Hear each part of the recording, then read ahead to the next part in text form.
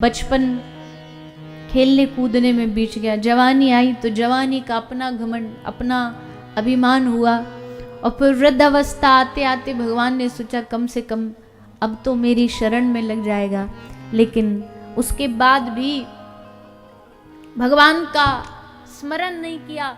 इसलिए बाबा कबीर कहते हैं कि अभी समय है साधो, पार उतर गए संत जना। यही समय है भगवान को भजने का। लोग कहते भाई उम्र आएगी, समय आएगा। समय कब आएगा? समय आता थोड़ी है। जिनके बाल सफेद हो गए, जिनके हाथ में लठिया आ गई, कमर झुक गई, उनसे भी पूछो कि समय आया भजन का, तो अब भी वो कहेंगे अभी तो हम खूब 100 साल जिएंगे। ये बस कहने की बात है कि तुम जियो हजारों साल, नहीं जीने वाले हजारों साल। तो हजारों साल जब नहीं जीने वाले तो फिर भगवान का स्मरण करो, भगवान को याद करो। यही नैया है मानव जीवन की। इसमें याद, अब बता, अब कोई किसी पशु को जाके थोड़ी प्रवचन सत्संग सुनता या सुनाते कि भाई भजन करो, क्योंकि पता है बेचारा ये गधा बन के पैदा हुआ, गधा बन के मरेगा। कुछ इंप्रूवमेंट नहीं होने वाली इसके जीवन में, कुछ विकास नहीं होगा। पर मनुष्य तो कर सकता है ना। मनुष्य तो भले मानव बन के पैदा हुआ, पर वो भगवान का प्रेमी बन के मर सकता है, भक्त बन के, एक सच्चा मानव बन के मर सकता है। तो हमें प्रेमी बनना है। ठाकुर जी का आनुकूलस्य संकल्प प्रतिकूलस्य वर्जन, उनकी अनुकूलता में। कल आपने गोपियों की कथा सुनी,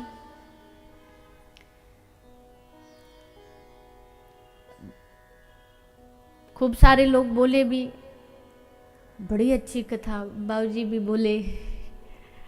पर देखो, पहली बात तो ठाकुर जी कथा अच्छी होती है, पहला बात तो ये।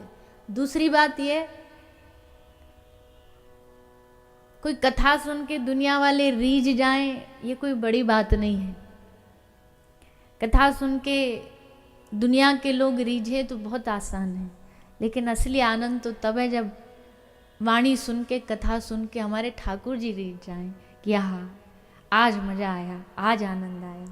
तीसरी बात यह है कि ये कथा केवल हमने, कोई भी कथा दुनिया में कोई भी प्रवक्ता कथा करे, वो इसलिए थोड़ी करता है कि आप सिर्फ उनकी वाहवाही करें और वो खुश हो जाएं। होता है कि जब ज़्यादा वाहवाही होती है, मन में प्रसन्नता आई जाती है, फिर भी कोशिश करते हैं, ये तो नहीं कहेंगे अभिमान नहीं है, पर कोशिश करते हैं कि ये ज़्यादा सर पे चढ़ ना जाए, क्योंकि आसान होता है बहुत जल्दी प्रशंसा का सर पे चढ़ जाना। पर कथा इसलिए सुनाई जाती है कि ये इसलिए सुनाई गई कि ये भाव का एक अंश मात्र भी अपने अंदर लाने का प्रयास करो, ऐसी निस्वार्थ भक्ति लाने का प्रयास करो। हमारी भक्ति में तो चारों ओर स्वार्थ ही स्वार्थ है। ये मनोकामना के धागे हैं, मनोकामना पूरी होगी तो ही तुम्हारे मंदिर आएंगे। ये क्या भक्ति है? ये क्या प्रेम है? ये कैसा प्रेम है? संसार का प्रेम माना होता है ऐसा कि तुम जब जब उनकी बात मानते जाओगे वो तुम्हारे प्यारे रहेंगे। मैंने कहा दुनिया की अगर सत्यता सच्चाई है तो वो जाननी है तो एक बार किसी को जो करते आ रहे हो उनके जीवन में एक बार उसके लिए ना करके दिखा दो,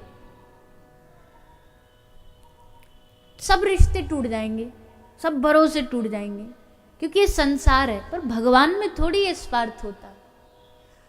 निस्वार्थता के साथ भगवान से प्यार करो। वह प्यार करने में मजा आता है इसलिए करो, वो इच्छा पूरी करे इसलिए मत करो, मत करे इच्छा पूरी।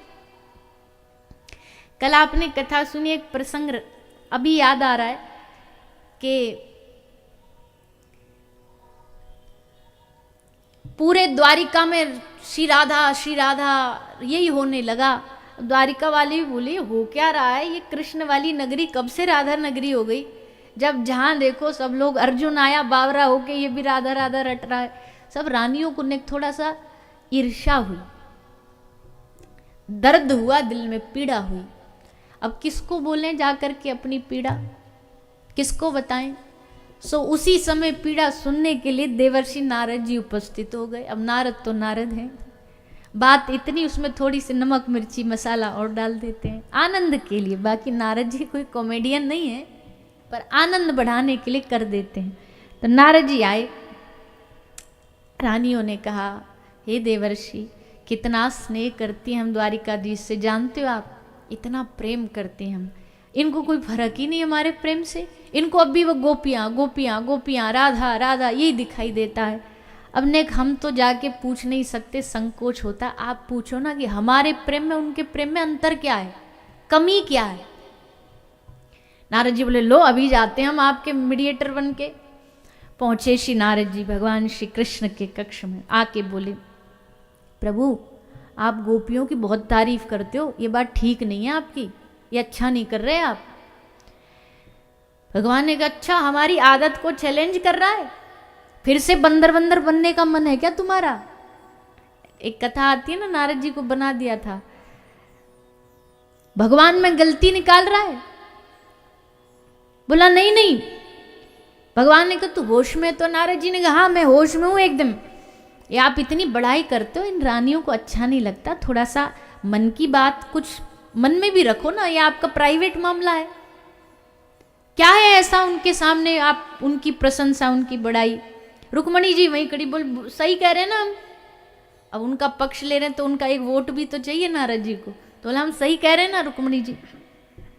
अब कुछ बोले तो नहीं संकोच में। ठाकुर जी बोले अभी तुम इस मामले को थोड़ा शांत करो, बाद में आना, पहले मेरा इलाज करो, ये फालतू प्रेम व्रेम की बातें छोड़ो, अभी जब शरीर ठीक नहीं होता कुछ नहीं सुहाता। बोले क्या हुआ आपको, सर पकड़ के ठाकुर जी जोर जोर से चिल्लाने लगे, एक्टिंग चालू कर दी। वैसे भी एक्टरों के तो ये सबसे बड़े डायरेक्टर हैं, इनसे बढ़िया कोई एक्टर नहीं दुनिया में, सब लीला इनकी एक्टिंग ही तो है, मिलना बिछड़ना ये सब एक्टिंग है। तो ठाकुर जी सर पकड़ के, नारद हमारा माथा दुख रहा, बड़ा जोर का दर्द हो रहा है। रानी घबराई, दवाई लाओ, इलाज कराओ, वैद्य बुलाओ।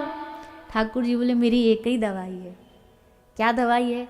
मुझसे जो प्यार करता है ऐसा मेरा कोई प्रेमी भक्त के चरण की रज ले आओ, चरण की धूल ले आओ, मैं उस चरण की धूल को अपने माथे पर लगाऊंगा और तब मेरा इलाज होगा, तब रोग ठीक होगा। नारद जी बोले हैं बड़ी अलग वैरायटी का दर्द है आपका। बोले हाँ। नारद तू मुझसे प्यार करता है? नारद जी बोले हाँ करता हूँ। बुल्ला तो अपने चरण की रज दे। बोले नारद जी बोले देखो प्रभु ये आपका फैमिली मैटर, हम इसमें बीच में पड़ेंगे नहीं, हमारा क्या काम। हमारे चरण की रज आपके माथे पे रख देंगे तो आपको पता है भक्त की चरण की रज भगवान के माथे का मतलब है कि कितना बड़ा पाप है, कितना बड़ा अपराध है। हम नहीं पड़ेंगे इस झगड़े में। 16,000 रानी खड़ी थी, बोले आप दे दो। पत्नी बोली ना ना ना, पत्नी की चरण रज पति के माथे पे पाप लगेगा, नरक मिलेगा। और नरक मिलेगा, रुक्मणी जी बोली वो तो बाद की बात है, हिस्ट्री में हमारा नाम और आ जाएगा। रुक्मणी जी लक्ष्मी जी है ना, देखो कोई साधारण आदमी गलती करे तो मोहल्ले को पता चलता है, नहीं थोड़ा और बड़ा आदमी गलती करे तो न्यूज़पेपरों में छप जाएगा। लक्ष्मी गलती करें तो हिस्ट्री के बड़े बड़े पन्नों में याद किया जाएगा कि लक्ष्मी जी ने ऐसा किया इतिहास में। बोले हम नहीं देंगी। ठाकुर जी बोले चलो किसी महात्माओं के पास चले जाओ। नारद जी बोले मैं जाता हूँ। महात्माओं के पास गए, संतों के पास गए, किसी प्रेमी के पास गए, सबका यही उत्तर भैया हम क्यों दें, अरे इतना बड़ा अपराध हम कैसे कमाएं। ठाकुर जी के माथे पर, भगवान के माथे पर चरण का रज मतलब समझ तो कितना बड़ा पाप है, नरक मिलेगा। सब जगह से खाली हाथ नारद जी घूम के आ गए। भगवान को कहा प्रभु माफ करना, कहीं नहीं मिली। ठाकुर जी गए उधर गए तुम? उधर कहाँ? बोले वो एक स्टेट है ना उत्तर प्रदेश, वहाँ एक जगह है ना वृंदावन, वहाँ गए। नारद जी बोले फिर ले आए तुम गोपियों को बीच में? यही तो समस्या लेके आए थे हम, फिर आप गोपियों को बीच में ले आए।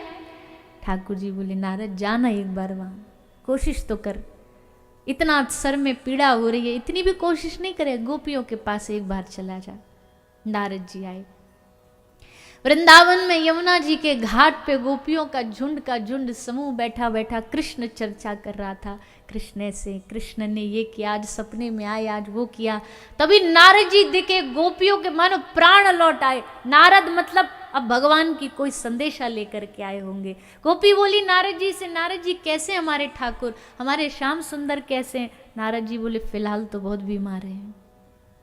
सर में दर्द है, माथे की रज चाहिए, कोई देने को तैयार नहीं है। गोपियाँ सबके अपने अपने समस्याएं हैं, सब कह रहे हैं कैसे दें, अपराध का डर, पाप का डर। तुम दोगी एक चुटकी रज अपने चरणों के नीचे से?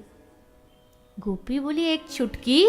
नारद खोल अपनी झोली और कुंटल कुंटल भल रज यहां से हमारी भर करके ले जा, जितनी चाहिए उतनी ले जा, हमको कोई दिक्कत नहीं, हमको कोई परेशानी नहीं, ले जा। नारद जी ने कहा तुमने सोचा इसका फल क्या मिलेगा? गोपी बोली फल बाद में बताना, टाइम नहीं है, समय नहीं है, वहां प्रीतम दर्द में करहा रहे होंगे और तू फल की चिंता कर रहा है, तू परिणाम की चिंता कर रहा है। क्या होगा, कैसे होगा, कब होगा, क्यों होगा, ये बाद की बात है। नारद ने पूछा नरक, नरक जाने से डर नहीं लगता? गोपी ने कहा नरक जाना कौन सी नई बात है, जन्मों जन्मों से नरकों में ही तो भटकते आए हम, पर इस बार अगर नरक जाएंगे ना तो सीना तान के जाएंगे। क्यों? क्योंकि नरक में भी आई है तो कृष्ण को सुख दे करके आई है।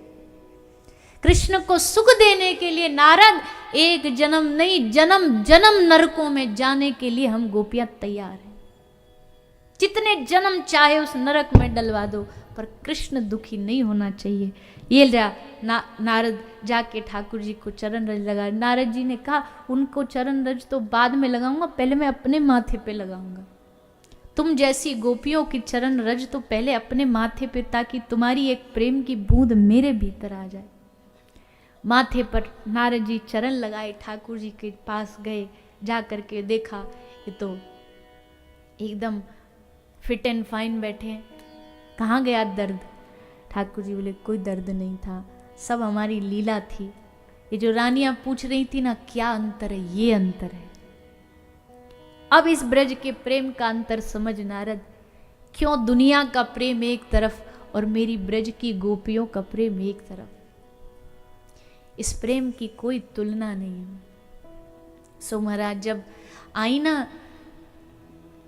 आई जब श्री राधा रानी कुरुक्षेत्र मिलने, आपने सुना कल, तो सब रानी आई राधा रानी के दर्शन करने, क्योंकि बस सुनाई भर था, सोचा आज देख करके तो आई, ऐसा क्या है उसके स्वरूप में, कौन है वो जो हमारे श्याम सुंदर, हमारे द्वारिकाधीश के हृदय से निकलती नहीं। तो रुक्मणी जी आई, 16,000 रानी आई, सब हाथ में कुछ ना कुछ भेंट लेकर के आई।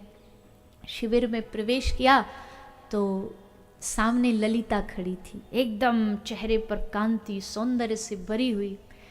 जो जिसका आराध्य होता ना, जिसका सेवक होता है, वो उस जैसा बन जाता है, उसकी कांति उसमें झलकने लगती है। तो जैसे ही देखा रुक्मणी जी ने प्रणाम किया, ललिता को श्री राधा रानी समझ के प्रणाम किया। प्रणाम। ललिता ने कहा नहीं नहीं नहीं नहीं, मैं तो उनकी दासी हूं। रानियों ने सोचा दासी ऐसी है तो स्वामिनी कैसी होगी, ले आओ अंदर दर्शन कराते हैं। और भीतर गई, देखा चारों ओर सखियां घेरे बैठी है, बीच में श्री राधा रानी विराजमान है। रानियों ने आकर के प्रणाम किया। एक सखी ने कहा श्री जी कन्हैया की बहुएं आई हैं, सब बहुएं आपसे मिलने आई हैं। जैसे श्री राधा रानी ने सुना, आहा कृष्ण की बहू आई है। रानियों ने सुना, इतनी मधुर आवाज, मुड़ी देखती रह गई। श्री राधा रानी उठी और रुक्मणी जी को गले से लगा लिया। रुक्मणी तू अपने चरण की धूल मुझे दे दे, तू कितनी भाग्यशाली है, तू हमारे श्याम सुंदर की पत्नी है, तेरे भाग्य पर मैं बलिहारी हूं। रुक्मणी देखती रह गई। जो थोड़ी बहुत भी मन में ईर्ष्या का या जो भी भाव था वो धुल गया। कैसे आते मुझे गले से लगा लिया इन्होंने। श्री राधा रानी ने कहा तू बड़ी सुंदर है रुक्मणी, तभी तो श्याम सुंदर को तू पसंद आई। रुक्मणी कहती है, हे किशोरी जी, मैं और सुंदर, मुझसे लाख गुना ज्यादा सुंदर तो आपकी दासियां हैं, ये सखियां हैं, और आप मुझसे सौंदर्य की तुलना कर रही हो। आपके लिए हम कुछ लेके आई हैं, दिया।